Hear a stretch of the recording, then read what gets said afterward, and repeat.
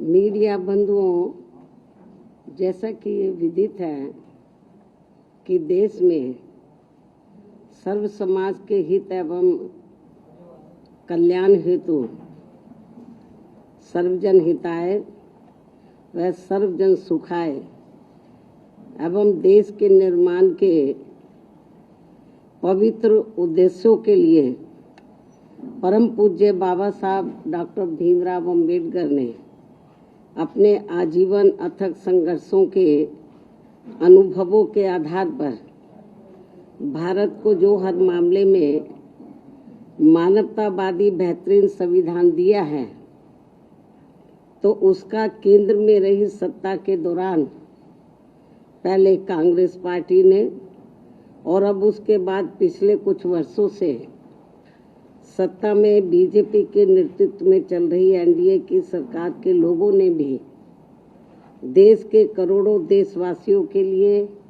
व्यापक जन व देश हित में कभी भी इस पर अपनी पूरी ईमानदारी व निष्ठा से अमल नहीं किया है, बल्कि इन दोनों ही पार्टियों ने तथा इनके समर्थकों ने भी ज़्यादातर अपनी अपनी पार्टी की विचारधारा, सिद्धांतों एवं अपने राजनीतिक स्वार्थ के तहत संविधान में समय समय पर काफ़ी गैर जरूरी परिवर्तन भी कर दिए हैं, जिसकी देश में एकमात्र अम्बेडकरवादी बीएसपी पार्टी कड़े शब्दों में निंदा करती है, क्योंकि देश के बहुजनों में से खासकर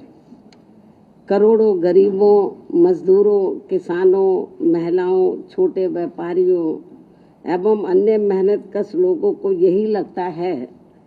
कि शुरू में केंद्र व देश के अधिकांश राज्यों में भी काफ़ी लंबे समय तक सत्ता में आसीन रही कांग्रेस पार्टी ने और अब बीजेपी ने भी अपनी अपनी सरकार की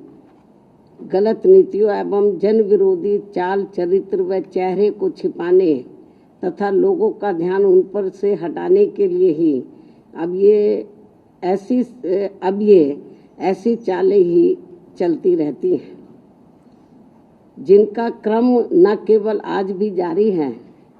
बल्कि इन मामलों में अक्सर कांग्रेस व बीजेपी ये दोनों पार्टियां अंदर अंदर एक होकर आपस में ही मिली रहती हैं और इनकी सभी अपनी गलत नीतियों एवं कार्यक्रम जनता पर जबरन थोपने व संविधान संशोधन आदि मामलों में ये दोनों पार्टियां दिल में कुछ और, जुबान पर कुछ और के दोहरे चरित्र वाली नीति अपनाकर अंदर अंदर एक हो जाती है। और इस संदर्भ में खासकर आरक्षण संबंधी अनेकों मामले देश के दलितों, आदिवासियों व अन्य पिछड़े वर्गों के लोगों के सामने अभी भी ताजा है, जिससे स्पष्ट तौर पर इन वर्गों के साथ साथ जन व देश हित भी प्रभावित होता है और देश की ज्वलंत समस्याएं जनता को दुखी एवं त्रस्त व उनके जीवन को लगातार लाचार और कष्टदायी बनाती रहती हैं, जबकि इन पार्टियों को अपने संकीर्ण विचार एवं राजनीतिक स्वार्थ से ऊपर उठकर आमजन व देश हित में संविधान व उसके मानवतावादी उद्देश्यों के साथ बिल्कुल भी छेड़छाड़ नहीं करना चाहिए, ताकि अपने भारतीय संविधान की पवित्रता हमेशा बरकरार बनी रहे। किंतु इन दोनों पार्टियों व इनकी सहयोगी पार्टियों के भी स्वभाव व कार्यकलापों आदि से साफ जाहिर होता है कि ये सभी पार्टियां अंदर अंदर आपस में मिलकर बाबा साहब डॉक्टर भीमराव अम्बेडकर द्वारा निर्मित किए गए समता मूलक व अति कल्याणकारी संविधान को बदलकर इसे अब पुराने जातिवादी ढांचे में बदलना चाहती है, जिससे भारतीय मानवतावादी जनमानस व हमारी पार्टी कतई भी बर्दाश्त करने वाली नहीं है। वैसे भी भारतीय संविधान व उसकी उद्देशिका में जिन भी शब्दों का इस्तेमाल किया गया है वे देश की आत्मा को तृप्त करती हैं और जिन्हें काफ़ी सूझबूझ, लंबे व गहरे सोच विचार के बाद ही देश में लागू किया गया है। और अब उनके साथ किसी भी प्रकार का कोई और छेड़छाड़ करना ठीक नहीं है, बल्कि ये घोर अनुचित होगा। बीएसपी की ये इन पार्टियों को सलाह भी है, किंतु ये अति दुखद है कि देश को भारतीय संविधान के मामले में बार बार ऐसी अप्रिय परिस्थिति का सामना करना पड़ता है। और इस संदर्भ में बीएसपी को इन पार्टियों के विरुद्ध ऐसा लगता है कि अब हमें भी अपनी आवाज़ देश भर में जरूर उठानी पड़ेगी, बशर्ते यदि इन्होंने अपने संविधान विरोधी चेहरे को जल्दी नहीं बदला। यदि ऐसे ही इनका सिलसिला चलता रहा तो फिर जो दबे कुचले लोग हैं, इस देश के वीकर सेक्शन के लोग हैं, खास तौर से जिनको भारतीय संविधान के तहत कुछ आगे बढ़ने का मौका मिला है, तो फिर उनको जरूर आगे आना होगा। इसके अलावा यहाँ मैं ये भी कहना चाहूँगी कि देश के कई राज्यों में आए दिन भाषा के नाम पर की जा रही राजनीति भी कोई ठीक नहीं है, जबकि संविधान की मूल भावना के अनुसार सभी भाषाओं को सम्मान देना जरूरी है। भाषा को लेकर बुद्धिजीवियों के बीच बहस होना तो कोई बुरी बात नहीं है, लेकिन इस मामले में सरकारों व पार्टियों के बीच किसी भी प्रकार का टकराव होना देश व जनहित में ठीक नहीं है। साथ ही वोटर लिस्ट में भी सुधार को लेकर जो किस्म किस्म की भ्रामक बातें कही जा रही हैं, तो उसे भी केंद्रीय चुनाव आयोग को अपनी स्थिति को जरूर स्पष्ट करना चाहिए और सभी राजनीतिक पार्टियों को विश्वास में लेकर इस कार्य को पूरा किया जाना चाहिए, ताकि इस अभियान का सही मुख्य लक्ष्य हासिल हो सके। जहां तक पिछले कुछ समय से देश में कई धार्मिक कार्यक्रमों को लेकर जो जातीय उन्माद, टकराव व हिंसा की स्थिति पैदा की जा रही है तथा कहीं जातिवादी मानसिकता के तहत खासकर दलित एवं अन्य उपेक्षित वर्गों के लोगों का जो शोषण, अत्याचार व उत्पीड़न आदि किया जा रहा है, ये भी कोई अच्छी बात नहीं है, बल्कि अपने राजनीतिक स्वार्थ की पूर्ति के लिए आपसी भाईचारा बिगाड़ने वाली वास्तव में संविधान की सही मंशा के विरुद्ध ये कार्य होगा,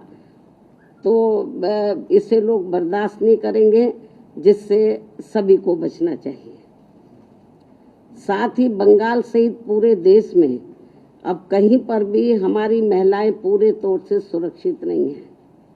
ये भी बड़ी चिंता की बात है। इस मामले में भी केंद्र व सभी राज्य सरकारों को जरूर ध्यान देना चाहिए। इसके साथ साथ देश में बीच बीच में हो रही आतंकवादी गतिविधियों को भी रोकने के लिए केंद्र सरकार को हमेशा सजग व पूरी तैयारी के साथ रहना चाहिए, ताकि अब आगे कोई भी आतंकवादी संगठन अपने किसी भी मकसद में कामयाब ना हो सके। इसके अलावा इस समय पूरी दुनिया में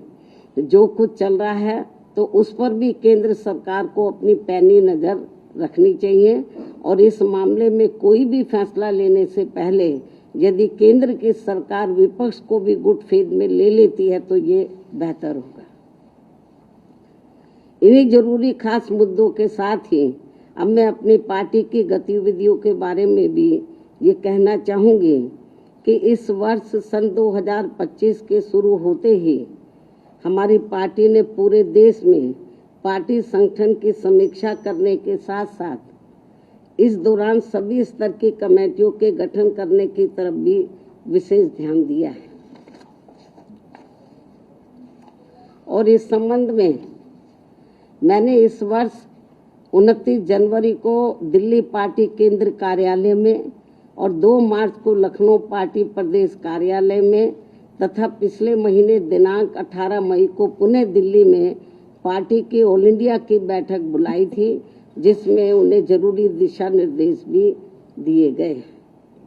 जिसकी काफ़ी कुछ जानकारी मीडिया बंधुओं को भी मेरे ट्वीट पर प्रेस नोट आदि के जरिए मिलती रही है, जिन्हें मैं यहाँ फिर से दोहराना नहीं चाहती हूँ। इतना ही नहीं बल्कि इस मामले में यूपी व उत्तराखंड स्टेट की तथा अन्य राज्यों की भी बीच बीच में दिल्ली व लखनऊ में भी अलग अलग से मेरी बैठकें होती रही हैं। और वैसे भी ये सिलसिला तब तक चलता रहेगा जब तक पूरे देश में पार्टी का हर स्तर का संगठन सही से बनकर तैयार नहीं हो जाता है। इसके बाद फिर देश के सभी राज्यों में समय समय पर होने वाले विधानसभा आम चुनाव में तथा आगे चलकर देश में होने वाले लोकसभा आम चुनाव में व राज्यों में भी होने वाले स्थानीय चुनावों आदि में भी पार्टी की विचारधारा एवं सिद्धांतों के तहत ही पार्टी व मूवमेंट के हित में आगे की रणनीति भी तैयार की जाएगी। कहने का तात्पर्य ये है कि हमारी पार्टी इस समय पूरे देश में अपनी पार्टी के जनाधार को मजबूत करने में पूरे जी जान से लगी है और दूसरी पार्टियों की तरह अपनी पार्टी व मूवमेंट की गतिविधियों को अधिकांश मीडिया व शोबाजी आदि तक की सीमित नहीं रखती है, बल्कि उन्हें जमीनी हकीकत में भी अमल में होते हुए देखना चाहती है। इन्हीं जरूरी बातों के साथ ही अब मैं आपका धन्यवाद अदा करती हूँ। जय भीम व जय भारत। अब आखिर में यदि आप लोग संबंधित मुद्दों के संबंध में कुछ और पूछना चाहते हैं तो आप एक एक करके सवाल पूछ सकते हैं, वरना मैं आपसे यही रजा लेती हूँ। धन्यवाद। उसका जवाब मैं दे चुकी हूँ। जनरल अकेला इटावा नहीं, पूरे देश में ऐसे आए दिन काफ़ी घटनाएं हो रही हैं, उसका जवाब मैंने दे दिया है। और पूछो।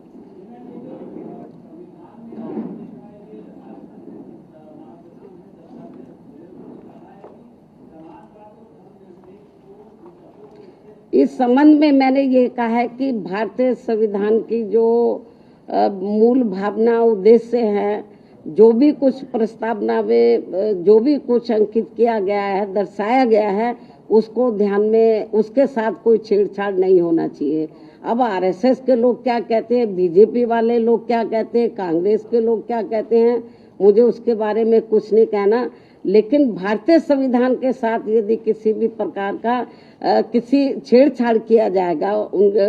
भारतीय संविधान के उद्देश्यों के साथ, तो हमारी पार्टी चुप नहीं बैठेगी। हमारी पार्टी इसके विरोध में मैदान में जरूर सड़कों पर उतरेगी। अभी हम सब इनके ऊपर पैनी नजर रखे हुए हैं।